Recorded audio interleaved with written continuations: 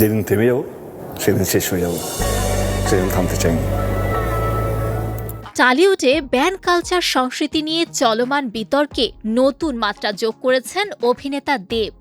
ইন্ডাস্ট্রির একাধিক শিল্পী ও কলা কৌশলী কার্যত কর্মহীন বা নিষিদ্ধ হয়ে পড়ায় বিষয়টি নিয়ে দীর্ঘদিন ধরেই ক্ষোভ ও অসন্তোষ বাড়ছিল।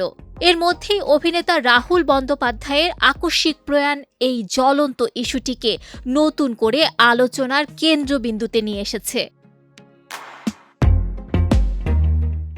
রাহুলের মৃত্যুর বিচারের দাবিতে শিল্পীরা রাস্তায় নামলে দেব ঘোষণা দেন ৭২ ঘণ্টার মধ্যেই টলিউড থেকে ব্যান্ড কালচার তুলে দিতে হবে।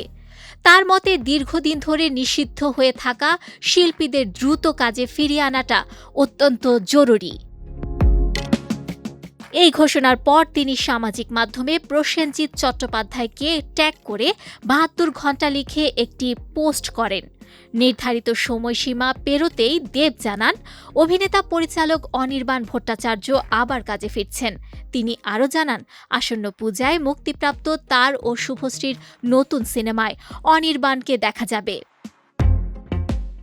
সম্প্রতি টেকনিশিয়ান স্টুডিওতে আর্টিস্ট ফোরামের বৈঠক শেষে প্রসেনজিৎ চট্টোপাধ্যায় বলেন, দেবের ভাবনাকে আমি পূর্ণ সমর্থন করি, তবে ৭২ ঘণ্টার মধ্যে ব্যান্ড কালচার তুলে দেওয়ার ক্ষমতা আমার নেই। তিনি বলেন, রাহুলের মৃত্যুর ঘটনা ও ব্যান্ড কালচার দুটি বিষয় আলাদা। রাহুলের অস্বাভাবিক মৃত্যুর কারণ জানতে এবং শিল্পীদের সুরক্ষার দাবিতে আমরা এক হয়েছিলাম। এর সঙ্গে অন্য কোনো দাবি জড়িত নয়। প্রসেনজিৎ আরও বলেন, দেবের সঙ্গে তার নিয়মিত কথা হয় এবং বিষয়টি নিয়ে তাদের মধ্যে আলোচনা হয়। তবে তিনি দেবকে পরামর্শ দিয়েছিলেন এই সংবেদনশীল বিষয়টি সামনে আনার ক্ষেত্রে কিছুটা সময় নেওয়া এবং আরও ভেবেচিন্তে পদক্ষেপ নেওয়া উচিত ছিল।